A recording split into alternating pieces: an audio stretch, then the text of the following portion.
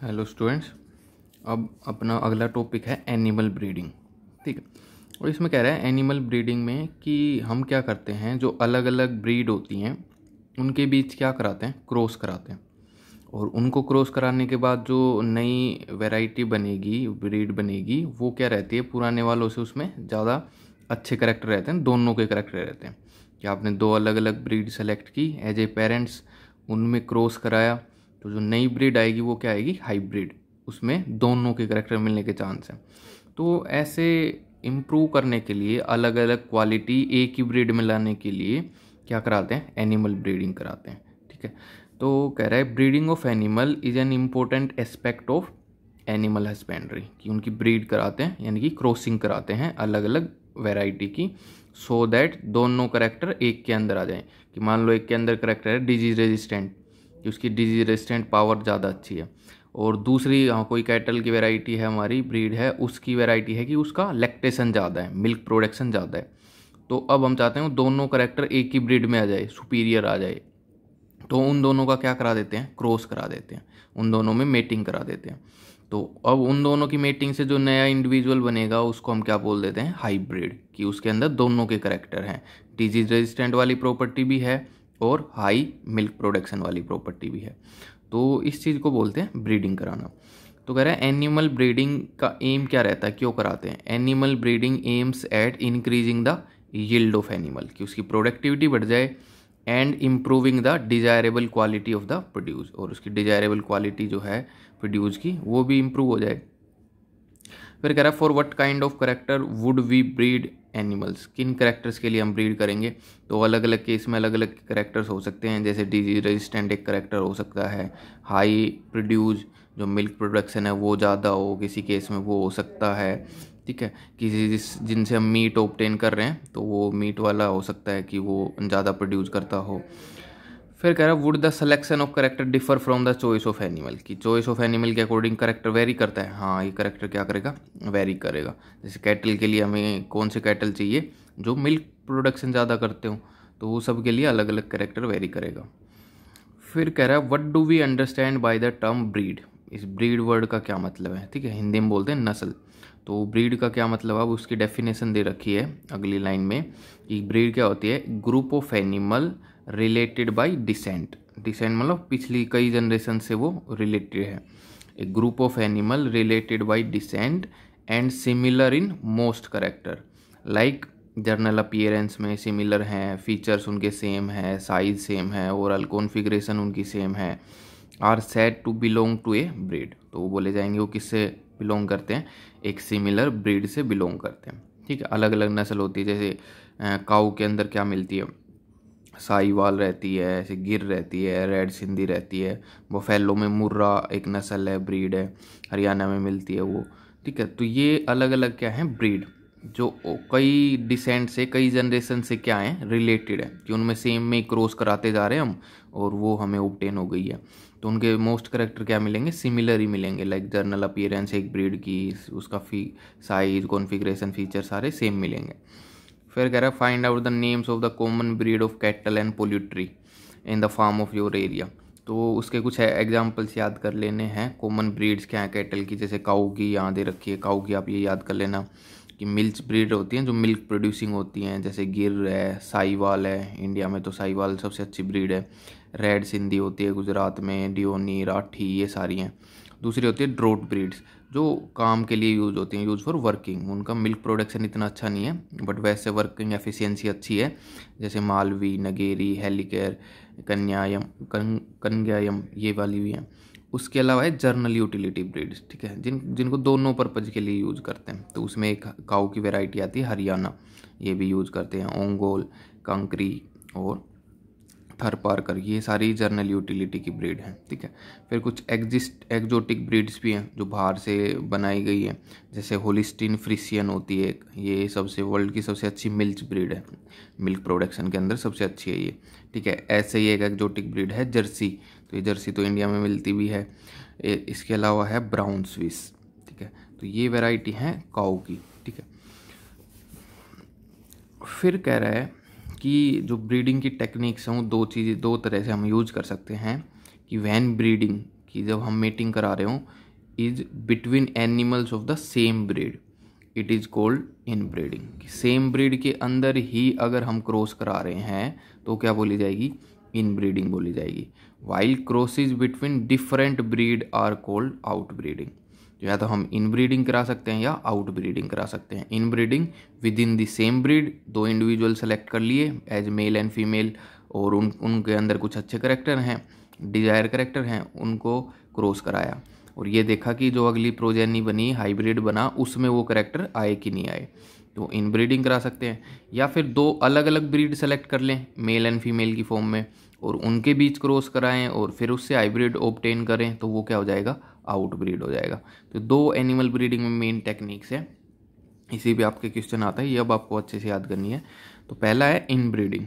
Inbreeding क्या कर रहा है, inbreeding refer to the mating of more closely related individual within the same breed.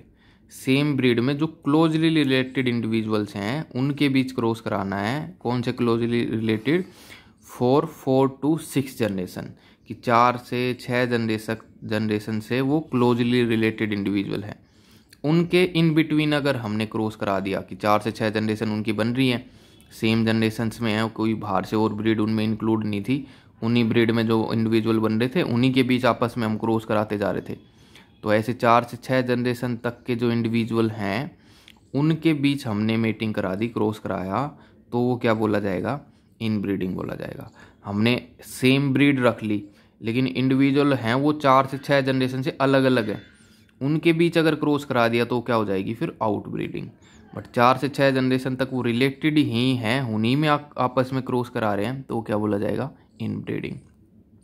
तो कह रहे हैं अभी इसमें क्या स्ट्रेटेजी फॉलो करेंगे कि the breeding strategy is as follow. क्या करेंगे, सुपीरियर मेल सेलेक्ट करेंगे, superior male and superior female of the same breed are identified, उनको आइडेंटिफाई करेंगे, एंड मेटेड इन पेयर, और उनको मेट करा देंगे, उनकी मेटिंग करा देंगे। उससे क्या ऑब्टेन होगी, अगली प्रोजेनी ऑब्टेन होगी, अगली जनरेशन ऑब्टेन होगी। तो the progeny obtain from such mating are evaluated, उसको हम इवेल्युएट करेंगे कि उनकी मेटिंग से मान लो हमें 10 इंडिविजुअल मिले, प्रोजेनी में 10 इंडिविजुअल मिले, 10 हाइब्रिड मिले, लेकिन जो करेक्टर हम चाहते थे कि मान लो हाई मिल्क प्रोडक्शन हो, डिजीज रेजिस्टेंट हो, वो 10 में से सिर्फ 2 के अंदर आई, तो उन 10 को हमने क्या किया, इवेल्युएट किया और ये देखा उनमें से कितनों के अंदर हमारा डिजायर करेक्टर आया। अब 2 के अंदर आया मान लो, तो अब सिर्फ उन दोनों के आगे क्रॉसिंग कराएंगे, बाकियों को एलिमिनेट कर देंगे। तो कह रहा है the progeny obtain from such mating are evaluated and superior male and females among them. अब जो हाइब्रिड बने उनमें जो सुपीरियर मेल और फीमेल आए, जिनमें हमारे डिजायर करेक्टर आए, उनको आइडेंटिफाई करेंगे, are identified for further meeting, अब बस उन्हीं में क्रॉस कराएंगे आगे। और सुपीरियर फीमेल कौन बोली जाएगी, in the case of cattle कौन होगी, इज द काउ और बफेलो, कौन सी, दैट प्रोड्यूस मोर मिल्क पर लैक्टेशन, कि पर लैक्टेशन में जो ज़्यादा मिल्क प्रोडक्शन करती है वो कैसी कैटल बोली जाएगी, सुपीरियर फीमेल बोली जाएगी इन केस ऑफ काउ और बफेलो। और on the other hand superior male आप किसको बोलोगे, जिसको सेलेक्ट कर रहे हो, superior male is the bull which give rise to superior progeny as compare to those of other male, जो सुपीरियर प्रोजेनी को प्रोड्यूस कर सकता है वो क्या बोला जाएगा, सुपीरियर मेल बोला जाएगा। उस केस में वो वाला बुल, ठीक है, जो जिसकी मसल ग्रोथ अच्छी हो वो वाला बोला जाएगा सुपीरियर मेल। तो ऐसे सुपीरियर मेल और सुपीरियर मेल सेलेक्ट करेंगे, उनके बीच में क्रॉस करा के प्रोजेनी ऑब्टेन करेंगे, उन प्रोजेनी में भी फिर चेक करेंगे, इवेलुएट करेंगे कि किन के अंदर हमारा डिजायर करेक्टर आया है। अब जिन में मान लो 2 में डिजायर करेक्टर आया है, मेल फीमेल में एक में, उन दोनों को अब फर्दर क्रॉस कराएंगे अब उनका, सो दैट वो करेक्टर उनमें रिटेन रहे आगे के लिए, ठीक है। ऐसे करते हैं इनब्रीडिंग। अब अगले पैरे में बता रखा है इनब्रीडिंग के क्या क्या एडवांटेज हैं या क्या डिसएडवांटेज हैं वो सारे।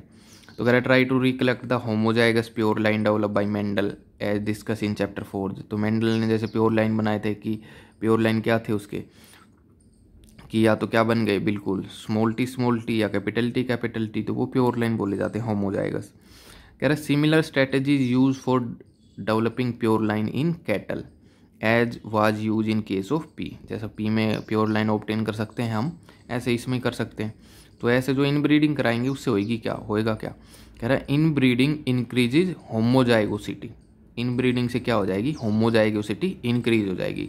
जो हेट्रोजाइगस करेक्टर हैं, दो के मिक्स होने पे जो करेक्टर आते हैं वो कम हो जाएंगे, उनका आना कम हो जाएगा। होमोजाइगोसिटी इंक्रीज हो जाएगी, वो करेक्टर इंक्रीज हो जाएंगे।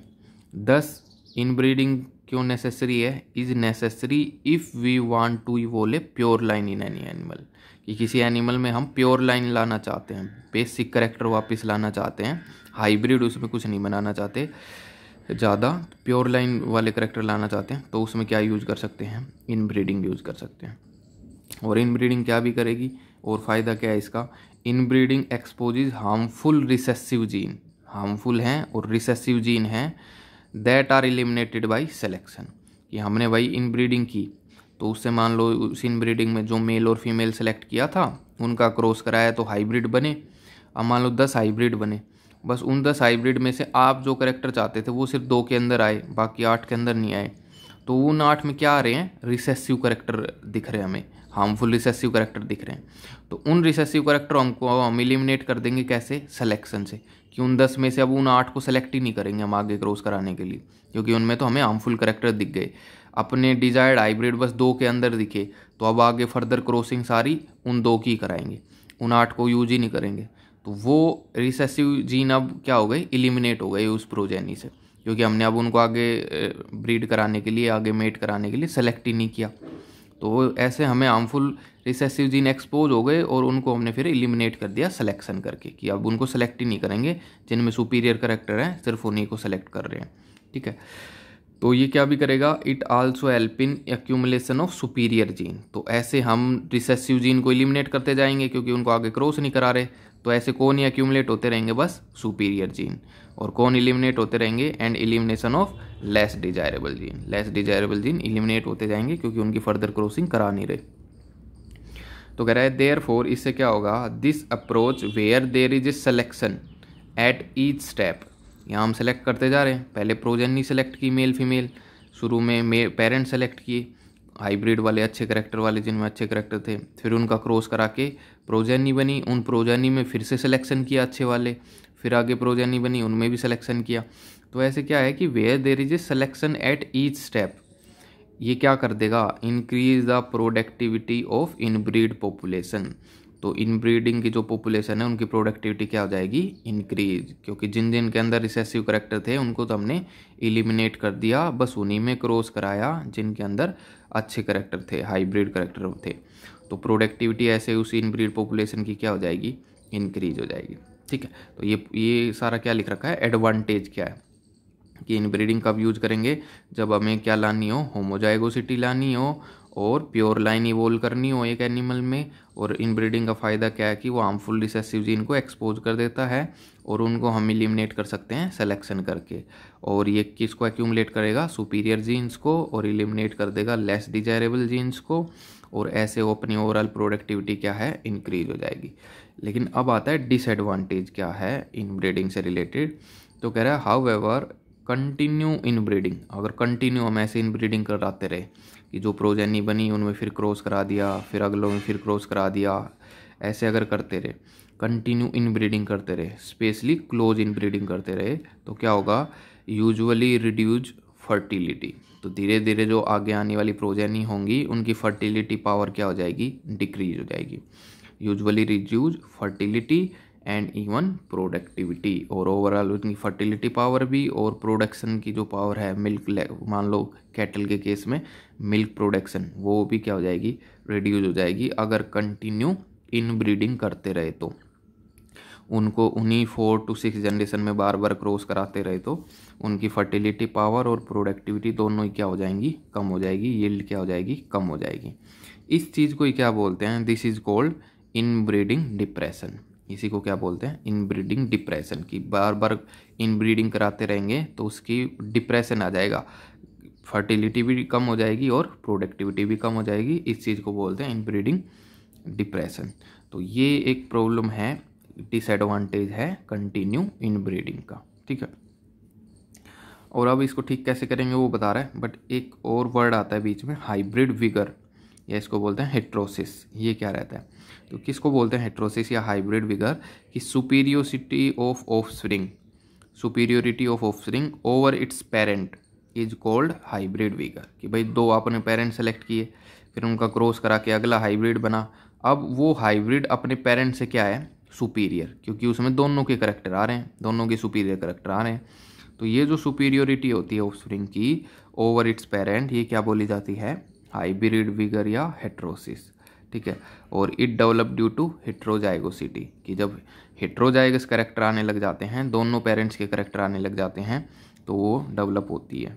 ठीक है, और अगर लॉस हो जाए हाइब्रिड विगर का, सुपीरियर करेक्टर आना बंद हो जाए, लॉस हो जाए, क्यों, ड्यू टू इनब्रीडिंग, कि हम बार बार इनब्रीडिंग करा रहे हैं, तो हाइब्रिड विगर आना बंद हो जाएगा।